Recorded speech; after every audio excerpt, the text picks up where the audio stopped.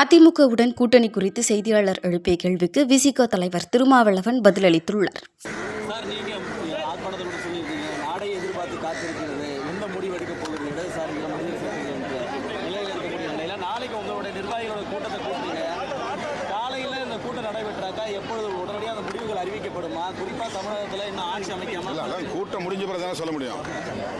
கூட்டமே இன்னும் நடைபெறவில்லை. அப்புறம் நீங்கள் முன்கூட்டியே என்ன முடிவு என்று கேட்பது சரியாக இல்லை.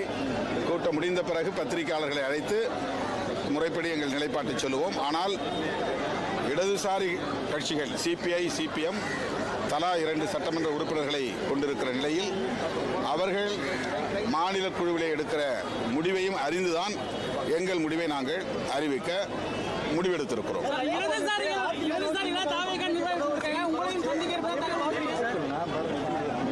அது கலெக்டிவான ஒரு முடிவாக இருக்குமா? இடதுசாரிகள் கட்சிகள் ஆமாம்.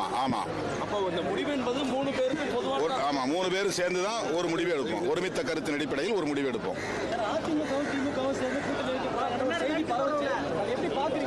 அது இன்னும் ஒரு ஷேப்புக்கு வந்த மாதிரி தெரியல, ஒரு வடிவத்துக்கு வந்த மாதிரி தெரியல. அப்படி வந்தால் அப்போது எங்கள் நிலைப்பாட்டை சொல்லுவோம்.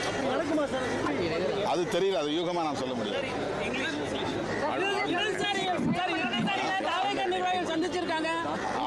தமிழக